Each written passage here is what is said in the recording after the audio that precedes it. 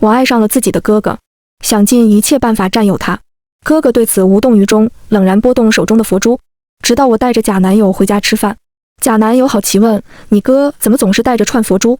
他想借的是什么欲望？哥哥沉默不语，当晚却将我抵在墙角，嗓音隐忍沙哑：苗苗，你不听话，爸妈催婚，我带着假男友回家应付。丁纯家世好，生得好，和我家门当户对，爸妈应该会满意的。然而打开家门的那一刻，竟看见任良燕坐在沙发正中。她的高级西装衬人，身躯修长漂亮，倚靠在沙发上，腕上挂着一串乌木沉香的佛珠。这句让我在梦中无数次辗转反侧的身躯，再一次出现在眼前。我不由攥紧胸前的包包带子。哥哥明明是无比熟稔的两个字，如今纠缠在唇齿间，依然让我心颤。你不是去国外出差了吗？我的确没想到任良燕会在。自从6年前我表白失败后，我们的关系就像是一杯无法结冰也无法沸腾的凉白开，靠不近也离不远。他不再像从前一样关心我、支撑我、拥抱我，总是一张冷若冰霜的脸。我留学，他没送；我回家，他加班。就连夜里我悄悄钻进他的被窝，他也只是冷然拨动着佛珠，无动于衷。我还以为这一次他也会躲着我，可我当然会在。任良燕的面容是一贯的清冷，她转了转腕上的佛珠，声音很轻：你第一次带男朋友上门，我这个做哥哥的总得为你把关。原来是这样，哥哥大概早就无法忍受我对他龌龊的心思，迫不及待把我送出去。既然如此，我便让他满意。饭桌上，丁纯和我爸妈言笑晏晏，气氛一派和谐，除了一个人。任良燕全程一言不发，握着筷子的指骨微微发白。苗苗，老看你哥做什么？给丁纯夹菜呀，妈妈温和笑着吩咐。我下意识收回目光，起身给丁纯夹了一只大虾。谢谢宝宝。丁纯朝我露出8颗牙齿，故意叫得亲昵。我起了一身鸡皮疙瘩，悄悄在桌下拧一把他的大腿。丁纯轻呼出声，落到家人眼中便是小情侣打情骂俏。看丁纯和咱家苗苗感情多好啊，什么时候结婚有计划了吗？我敷衍道。快了，快了。咔，身侧骤然一声裂响，竟是任良燕握筷的手太过用力，不经意折断了。丁纯积极起身表现，我去给咱哥重新拿一双。我按下他，还是我去吧。我急于逃离座位，因为我感觉到在我的身侧，任良燕正凝视着我，她的目光隐晦而阴郁，哪怕没有直视，也几乎将我淹没。是错觉吗？刚刚那一瞬间，我竟然有种他在吃醋的感觉，但怎么可能？任良燕是我没有血缘关系的哥哥。他原本是爷爷老战友的孙子，两家世代交好。不料任良燕10岁那年，父母双双出了车祸，爷爷做主将任良燕收养过来，视如己出。那一年我6岁。苗苗，这是哥哥，今后我们就是一家人了，爸爸妈妈如此告诉我。我懵懂抬头，看着眼前安静的近乎压抑的少年，脆声喊哥哥，唇齿间溢出的这2个字，注定了我们的身份。爸爸妈妈常年忙于秦氏集团的事务，很少时间在家，大多数时候我和任良燕互相陪伴。他总是很安静，像一幅雾雾蒙蒙、空寂寂的水墨画，可后来却也会看着我轻笑，不动声色地收拾一切我留下的烂摊子。是从什么时候开始生出了别样的心思呢？大概是18岁那年，我在爷爷留下的遗物中翻到了一封婚书。原来当年我爷爷和人家爷爷在战争中同历生死后，定下了一门娃娃亲，未成想双方生下的都是男孩，这门娃娃亲便顺延到了下一代，也就是我和任良燕身上。我突然意识到，如果任家父母没有出车祸去世的话，我和哥哥原本应该是夫妻的呀。这个认知陌生而新奇，我听见自己心跳加快，好像有什么东西拨云见日，从埋藏已久的暗影中浮了上来。我想要爱哥哥，以另一种方式。我不甘心止步于兄妹间的问候、照顾、拥抱，我想要亲吻哥哥的唇，触碰哥哥的腰，甚至是更深入的方式，即使这是不被允许的。我高考结束那天，哥哥特意请假回来庆祝，他问我想要什么礼物，我问什么都可以吗？只要我能给，我点点头，你当然能给，而且只有你能给，我踮起脚吻上他的唇，清冽的气息灌入我的嘴巴，温热的、站立的。有那么一瞬间，我感觉哥哥回应了我，但很快他挣脱开了，大口大口地喘着粗气。秦苗，你疯了！已经很多年，我没有听见哥哥连名带姓地叫我。如果此刻我能够笑一笑，装作恶作剧的样子，或许我们还能回到过去，相安无事。但我没有。内心的火苗一旦点燃，怎能轻易扑灭？我不知道哪里来的勇气，直直望向他的眼睛。对，我是疯了，但这就是我唯一想要的礼物。不可以吗，哥哥？最后那句哥哥，我咬字很重，无比依赖的称呼，又让我恨透的称呼。任良燕回望我，眼中深邃如海，又凝结成滚烫的冰。他离开了，什么都没有再说。只是第二天早上，一家人坐在饭桌前，爸爸妈妈又开始老生常谈。梁燕啊，爸爸妈妈年纪大了，想把集团的事务逐步交给你。苗苗还小，也不是经商的那块料，你马上就大学毕业了，之后就回集团任职吧。只是我们偌大的一个秦氏集团，如果交到外姓人手中，难免惹人闲话。不如你就改姓秦吧，这不是爸爸妈妈第一次向他提出这个建议。过去哥哥没有点头，但这一次他沉默半晌，却是应了声好。从今往后，任良燕变成了秦良燕，相同的姓氏，时时刻刻提醒我们这份不可逾越的兄妹关系。这是哥哥对我最残忍的拒绝。你的哥哥好像对我有意见。晚餐后，丁纯在房间里对我说，今晚雨太大，爸爸妈妈单独给他准备了一间房，让他留宿在我家。我俩双排打了好几轮游戏，坐在床边闲聊。别理我哥，他这人向来这样，对和我有关的一切都冷冰冰的。我说。丁纯点点头，我看他手上一直戴着串佛珠，你哥心里是有欲望想戒呀。我笑，他能有什么欲望？一座冰山，无欲无求。不，丁纯拿出过来人的架势，越是克制什么，越是想要什么。你看他不停拨佛珠让自己平静，心里肯定都快起火了。是吗？我垂眸思索，却突然感到身后一阵寒芒。我转身，任良燕不知何时站在了门口，面无表情地拿着一套洗漱用品。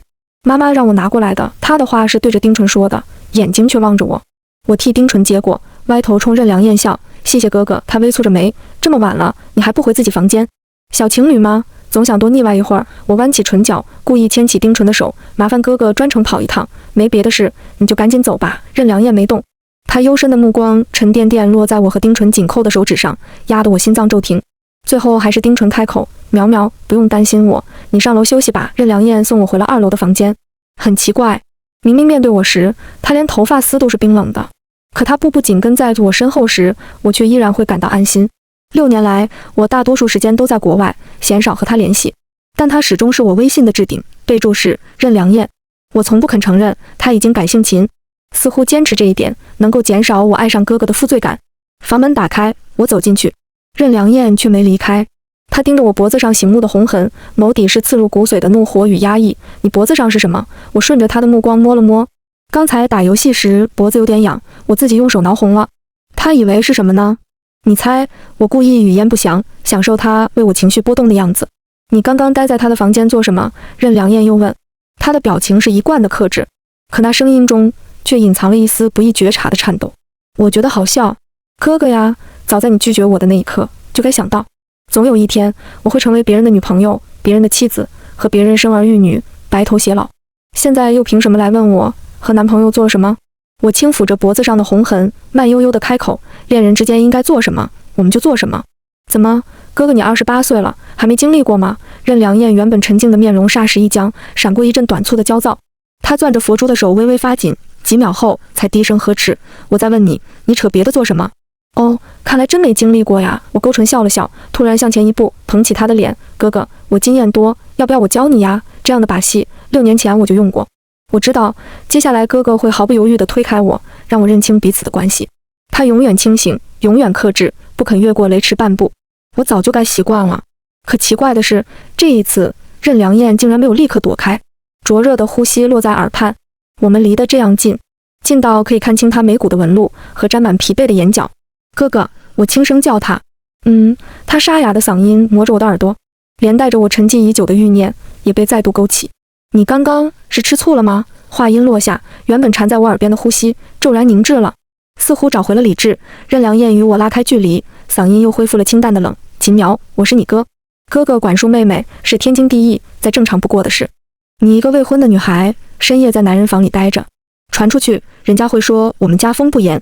我这个做哥哥的，让你注意点分寸，跟吃醋有什么关系？这装素的表情，这疏远的距离，这义正辞严的话语，每一样都在我的意料之中。哥哥或许会一时恍惚，一时迷醉，但关键时刻，他总能完美的退到安全距离外，不肯给我留下丝毫妄念。我顿时觉得索然无味，往后一靠，自暴自弃地倒在床上。对，你说的都对，你是世界上最正派、最光明磊落的哥哥。任良燕眼神古怪，你在讽刺我？我可不敢。我嘲讽地勾起唇角，只是我正派的好哥哥，你深夜在我房里待着，就不怕别人说家风不严吗？我是你哥，他又强调，你又不是我亲哥。我毫不留情拆穿，和我一起做恋人那些事的人，原本应该是你。我们曾经定过娃娃亲的。秦苗，任良燕的瞳孔猛地放大，再不复之前的冷静自持。他苍白的手背上青筋凸起，微微抖动起来。而我继续火上浇油，所以哥哥，你还留在这里做什么？是打算继续教育我，还是想陪你的妹妹一起睡觉？这几乎是一道逐客令了。哥哥是一把秉公任职的尺子，而我想折断它。他如果想洁身自好，就该离我远点。轰隆，窗外的雨更大了，伴随着雷响，刺目的闪电照亮任良燕的侧脸，仿佛将她撕裂成两半，一半蛰伏在阴影中，挣扎着想要冲破桎梏，一半徘徊在光亮下，维持着摇摇欲坠的理智。有那么一瞬间，我感到哥哥好像要冲上来抱住我，可他最终什么也没说，在沉默即将爆发的临界点上转身离去。任良燕走了，我却没睡好。梦里，我回到了18岁那年，我在爷爷遗物中找到了那份陈旧的婚书，我怀着一种诡异的窃喜，捧着它找到任良燕。哥哥，你看，我们原本应该是夫妻的。我期待在任良燕脸上看到诧异、欢喜，或者摸摸我的头，给我一个宠溺的拥抱。但他只是轻描淡写地抬了抬鼻尖的金丝眼镜，苗苗，我们是兄妹。老一辈的约定，之前没提过，现在也不作数了。他收走了婚书，不知道扔去了哪个犄角旮旯，仿佛这件事不值一提。好难过呀！我在梦中捂紧了心脏，难过着难过着，竟然就这么醒了过来。雨依然在下，敲的窗户叮咚作响。我觉得口干，起身去厨房倒水。路过任良燕房间时，竟发现门缝有微弱的光。她还没睡。我迷迷糊糊地凑近，看见任良燕手持佛珠，端坐于香炉前，正虔诚焚香。奇怪，明明往常她都是清晨点香，为何这次改在深夜？是因为我吗？这个念头只出现一瞬，就被我否认了。我无法想象任良燕深陷爱欲的模样。她像是从容走在海岸边的行者，偶尔垂眸，漫不经心望一眼在欲海中浮沉的男女，看烟气烟落，观人世浮沉。这样的人怎么会跟我一样，在一段畸形的爱恋中执迷不悟？6年来的躲避、克制、求而不得，没能熄灭我对哥哥的歹念，但让我学会了认清现实。我们是兄妹，再没别的关系。我想，我应该放下了。我熬到天明才睡着，醒来已经到了中午。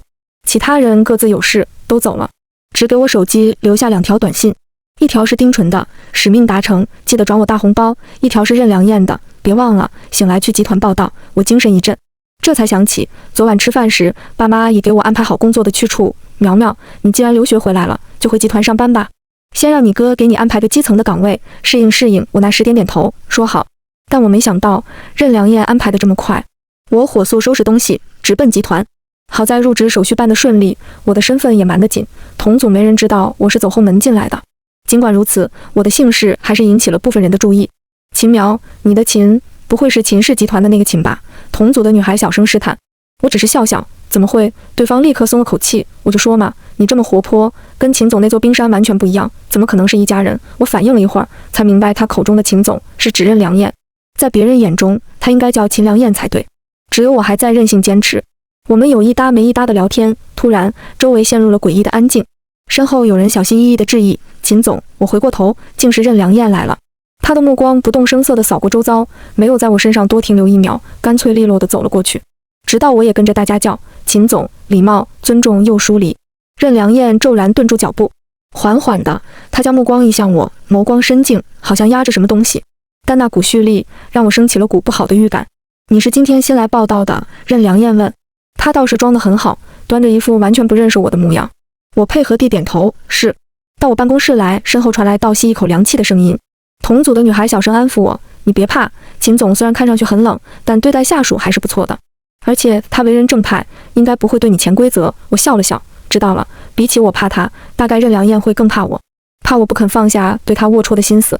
我跟着任良燕进了办公室，室内漂浮着淡淡的檀香味，是他身上独有的气味，提醒我这里是他的领地。这种感觉让我不适，于是我选择先发制人，出声道：“不是说好让我先隐瞒身份干一阵吗？怎么还让我单独到你的办公室？”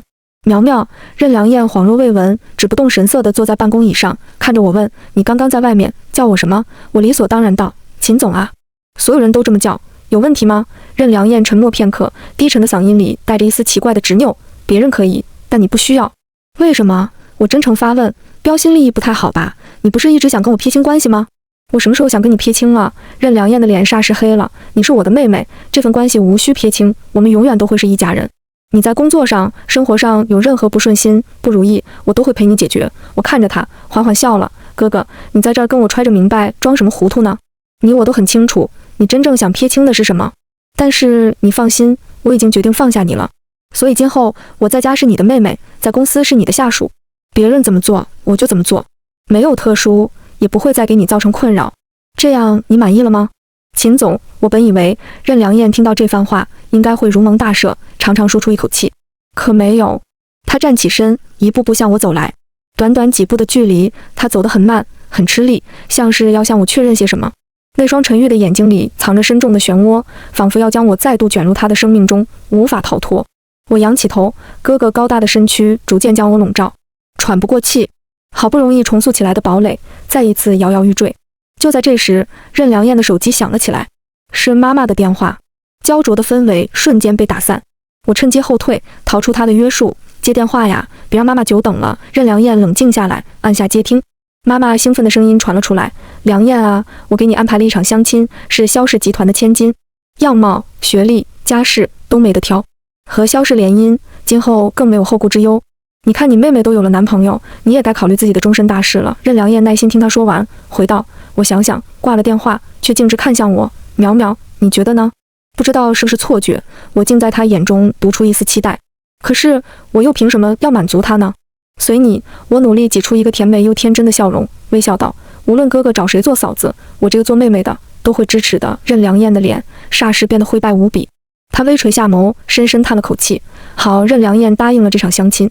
之前妈妈也给她介绍过几家千金，统统被拒。得知这次她居然同意了，妈妈笑得合不拢嘴。两家飞快敲定下周见面。得知消息的那天，我们小组聚餐，向来不怎么喝酒的我，给自己灌了一杯又一杯。组长十分尽兴，夸我有眼力见，然后就看见我直挺挺的醉晕过去，不省人事。再醒来，我居然躺在一个男人怀里，熟悉的檀香味萦绕在我的鼻尖，是哥哥的味道。我还在做梦吧？只有在虚无缥缈的梦里，哥哥才会这样温柔地抱着我。平日里冷若冰山的哥哥，身体却这样暖。他的鼻息是柔和的，细碎的额发半掩眉毛，睫毛微微轻颤。睡着的哥哥不再那样高不可攀，仿佛我一伸手就可以触到他的脆弱和柔软。我不由抬手，可只是轻轻一动，任良燕就睁开了眼，一把拽住我的胳膊。痛感让我瞬间清醒。这不是梦。我惊得立刻跳下床，质问他：怎么是你？任良燕没好气：不然呢？你希望是谁？我这才看向周围的景象，认出这是任良燕自己购置的大平层，就在集团旁边，方便她上下班。要不是我去接你，你被哪个野男人捡去都不知道。任良燕坐起身，衬衫半松，露出漂亮的锁骨，英俊如此，张合有致。我看得愣了愣，好半天才接话：你去接了我？那我们小组的人不是都知道我跟你的关系了？任良燕无所谓道：知道就知道，免得他们以为你背后没人，谁都敢灌你酒。说完，他目光下压，补上一句：以后喝酒不许超过半杯。我的哥哥有时平静无澜，有时又如此强权。可是凭什么呢？明明不爱我，不在乎我，又凭什么要约束我？轮不到你管。我下意识甩出这句话。任良燕脸色骤变，眉间乌云凝聚，一把扣住我的手腕。你再说一遍。我瞪他：我爱喝多少喝多少，关你什么事？你要冷就冷到底，别天天想一出是一出。你以为我还会像从前一样稀罕你施舍的那点关心吗？我现在有男朋友，我喝醉了也该抱着他睡。任良燕冷笑：你的男朋友？你以为他是什么好东西？他掏出手机，划拉出几张照片。好好看看你的男朋友究竟是什么人。我低头一看，照片上丁纯搂着一个温柔甜美的小姑娘，眼中满是深情。下一张，两人拥吻在一起，周遭好像都冒出幸福的泡泡。好家伙，丁纯谈恋爱居然不告诉我。我丝毫没伤感，毕竟一开始就跟丁纯说好了，互相假扮男女朋友应付家长，随时可以终止合作。可是任良燕怎么会有这些照片？你查她。我眯起眼睛看任良燕，她面冷似冰，一副上位者的姿态。我说过，你的男朋友我会给你把关。把关个屁！我脱口而出，只觉一股无名火往上窜。你去骚扰他干什么？我和我男朋友怎么过是我的事，谁要你自作主张把关我的生活？你能不能滚远点？为什么总要在我放弃时搅乱我的心绪呢？控制我却又冷待我，诱惑我却又不要我。这么多年，我在对哥哥的爱而不得中反复浮沉，溺水时他给我第一根稻草，又在我即将上岸时推我入海。我受够了，心绪烦乱，我推开任良燕往外跑，没跑几步就被拽住后颈，一把拉过去揉进怀里。我想要挣脱，却被他用更大的力气抱紧，炽热的体温与清淡的檀香混杂在一起，将我牢牢桎梏。苗苗，任良燕温热的呼吸落在我后颈，带着一种不合时宜的柔情。你能不能听话一点？不能，我咬牙切齿。他轻轻叹息，你就一定要和丁纯在一起？不是他，也会是别人，反正不会是你。我用力掰开他放在我腰间的手，抗衡间，佛珠绳断，滚落满地。这串佛珠是任良燕最珍爱的乌木沉香，常年戴在腕上，如今散落，他却丝毫不见怒意，甚至没有低头看一眼，像是理智的彻底崩裂，像是道德的全盘坠落。任良燕只是抱紧我，如同在漩涡中苦苦抗衡，却终究被撕裂的纸屑，终于放弃抵抗，任凭狂风骤雨席卷。他俯下身，狠狠吻上我的唇，空间霎时静了下来。时隔6年，我再次品尝到哥哥的唇瓣，不同于6年前的僵硬和无措，这一次他的唇是柔软的、热烈的、侵略的，似要将我剥皮拆骨，吞吃入腹。我曾想拉着哥哥一起下地狱，但当这一刻真的临近，我竟也会陷入深深的恐慌和畏惧。你知道自己在干什么吗？我在他怀中闷声问。任良燕声音沙哑，知道。不是说我们是纯洁的兄妹关系吗？这就是你的纯洁？苗苗，我试过了。他掌心贴上我的脸，声音微颤。我试过忍耐，试过克制，试过说服自己你终究会嫁给别人，可我还是做不到。一想到你要放弃我奔入别人怀中，我就极度的发狂。跨过边界的哥哥有一种性感又破碎的绝望。他的衬衫在拉扯中皱得不成样子，眼神也垂落，再没了从前的清冷倨傲。18年前，我被收养到秦家，从此你的家人也成了我的。爷爷和爸妈都对我很好，给了我优渥富足的生活，可我还是忘不了亲生父母给过我的陪伴，忘记他们就像是一种背叛。我如同一个局外人，小心翼翼捧着不属于我的一切。我害怕无法承担秦家对我的付出和恩情，唯有付出12分的努力，不断变得成熟和优秀，才能对得起这份栽培。我时常担心，我分走了原本属于你的宠爱，你会恨我。可是没有。我的妹妹是如此单纯善良，黏着我，陪伴我，只有在妹妹身边，我不必有任何负累。可不知从什么时候开始，这份感情变质了。高中时，你的身边开始频繁出现追求者，每当看见那些青春期的男孩毫无顾忌地表达对你的爱意，我就会被疯狂的极度淹没。凭什么？妹妹应该是我的，他们怎么敢试图据为己有？我这才明白，原来我对自己的妹妹存了如此阴郁龌龊的心思。秦家待我如此深厚，我却觊觎秦家的独女，觊觎我名义上的妹妹，这是绝对错误的、卑劣的、不可饶恕的。我不知该如何面对你，只能用冷漠来逃避。可你吻了我，还拿出了老一辈的婚书。那一刻，我几乎无法再抑制我对你肮脏的心思。可是理智告诉我，不可以。秦家待我恩重如山，我不能走歪路，更不能把你带上歪路。我带上佛珠，每日焚香，以为这样能断了自己的欲念，但没用。你留学的6年，欲念像漩涡一般将我拖往深处，而那个气定神闲、引发一切动荡的风眼是你。这些年，克制已经成了我的一种本能。可是，好累啊！有时候我觉得自己好像活成了一座坟。直到你回来，可这次你带回了你的男朋友，你决定放下我。曾经你固执的不肯更改我的姓氏，如今却和别人一样叫我秦总。你愿意跟丁纯在一起，愿意跟别人在一起，但唯独不会跟我。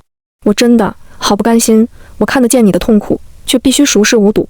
如果这6年放你离开都没有让你放下，我又何必再将你推开？我不想再陷在痛苦里，也不想再让你痛苦了。什么道德伦理，什么兄妹情深，都抵不过抱紧你的快乐。任良燕灼灼的目光望向我，声音沙哑认真。我只想占有我的妹妹，生平头一回，哥哥对我说了这样多的话。我听见自己脆弱的、鼓胀的心跳声，仿佛要从胸腔破涌而出。或许此刻，我应该给他同等郑重的回应。但我只是看着他水色潋滟的唇，轻声说：“哥哥，佛珠断了。”下一秒，哥哥的吻就附了上来。就让他断，我只要你。自从醉酒那天，任良燕去接了我，在上班时，周围人看我的眼神便不一样了。大家都知道我是任良燕的妹妹，却不知道他们眼中的兄妹，私底下嘴都快亲烂了。我理所当然的不再叫他秦总，而是哥哥。在秘而不宣的缠绵之上，兄妹关系是我们的掩护伞，也是我们的绊脚石。我们看见对方的底牌，了解彼此的阴暗，然后我们依然选择相爱，甚至更爱。制止不了就放任，这欲望与绝望之争。距离任良燕和萧家千金见面的日子越来越近，两家人的会面，即便联姻不成，礼数也是不能缺的。任良燕不得不去，不知是心理还是身体原因，那几天我都精神不济。等他去见萧家千金那日，我用抗原试剂一测，2条杠，阳了。我火速发消息跟组长请假，并附上2条杠的图。组长立刻同意，并嘱咐我放心休息。但我没想到，他转头就把这件事汇报给任良燕。于是，本应该在相亲的任良燕给我打来了夺命连环扣。刚接通，他就劈头盖脸地问：“你有了？有什么？阳性吗？”我脑瓜子烧得迷迷糊糊，顺着答：对呀，中招了。任良燕沉默片刻，那你打算怎么办？还能怎么办？只能坦然接受喽。决定了。这话问得莫名其妙，我轻轻了一声。这一回，任良燕沉默了更久，半晌，她似乎艰难地吸了一口气。好，我明白了，我来处理。说完便挂了电话。我奇怪，这有什么可处理的？吃点退烧药，再睡几觉不就好了？于是我翻身睡去，在任良燕的大平层睡得昏天黑地。再醒来，烧退了，家里却变了天。爸妈怒火冲天的让我回家。事态不妙，我找家里的管家提前打听，得到3个重磅消息。第一，任良燕拒绝了和萧家的联姻。第二，任良燕要改姓，重新姓回任。第三，任良燕坦白了我和她的关系，并声称我怀了她的孩子，她要负责。一道道惊雷在我脑中炸开，我后知后觉地意识到，任良燕把我扬了的2条杠当成了怀孕。我急忙往家里赶，推开门时，正看见任良燕削薄的身躯跪在父母面前。爸爸妈妈，我自知罪孽深重，但我从未忘记你们的养育之恩。之前你们给我的集团股份，我愿全部转到苗苗名下。至于集团总裁的职位，既然我改回外姓，我会自请离职。但无论如何，我依然是秦家的人，以另一种身份，我只是睡了一觉，事情怎么演化成这种地步？爸爸妈妈红着眼叹息不已，世家的脸面尤为重要。我以为他们会暴怒，会阻拦，会将我或任良燕赶出家门。可没过多久，他们却出奇的冷静下来。你不必用这种方式逼我们同意。你明明清楚，集团如今离不了你。我愣了愣，不是任良燕离不开集团，而是集团离不开任良燕。我恍然惊觉，这6年并不是毫无改变。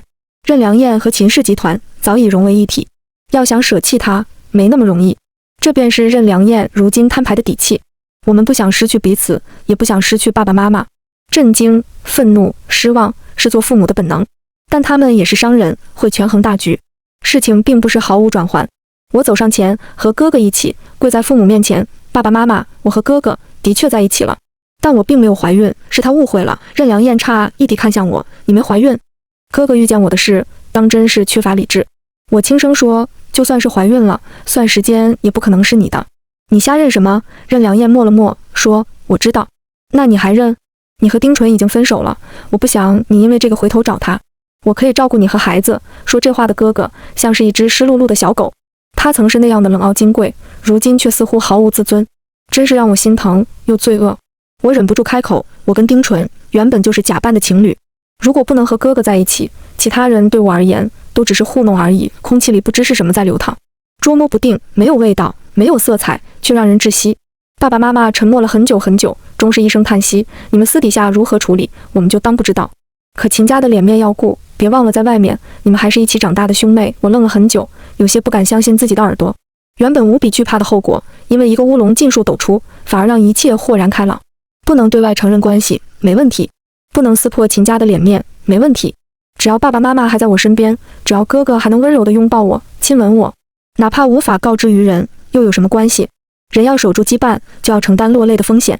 这一刻，我突然无比庆幸，6年前我们没有在一起，如此才让现在的我们有足够的心智与这个世界的伦理纲常抗衡。就这样隐秘而肆意的相爱吧，我已经很满足了。哥哥，你说我们会有结婚的那天吗？某个酣畅淋漓后的夜晚，我问任良燕，她轻轻搂着我的腰，声音沙哑又温柔。或许有一天，等爸爸妈妈离开了，或是集团易主了，或是我们远走他乡，终归会有那一天的。我满足地抱住哥哥，笑着说，不结婚也没关系，反正无论多少岁，我都要和你缠在一起。意外和死亡随时可能降临，或许是明天，或许是明年，在那之前，我只想牵着你的手，和你走得远一点，再远一点。任良燕倏然安静下来，她起身，在书柜深藏的最底层拿出一个精致的檀木盒，打开，里面竟是一封婚书，正是当初爷爷留下的那封婚书。我惊讶，这份婚书你不是扔了吗？我怎么舍得？任良燕笑了笑，展开婚书，曾经浓郁的喜红染上岁月的痕迹，依然字字清晰。秦苗和任良燕原本便是有婚约的，我们在婚书上写下各自名字。这早已过时无效的旧式婚书，成为我们私自缔结的信物。红纸陈旧，不经意便会破碎。哥哥小心翼翼地捧起，轻声念：两姓联姻，一堂缔约，良缘永结，匹配同称。看此日桃花灼灼，一世一家。补他年瓜瓞绵绵，耳昌耳赤。仅以白头之约，书向红发。好将红叶之盟，载明渊谱。此正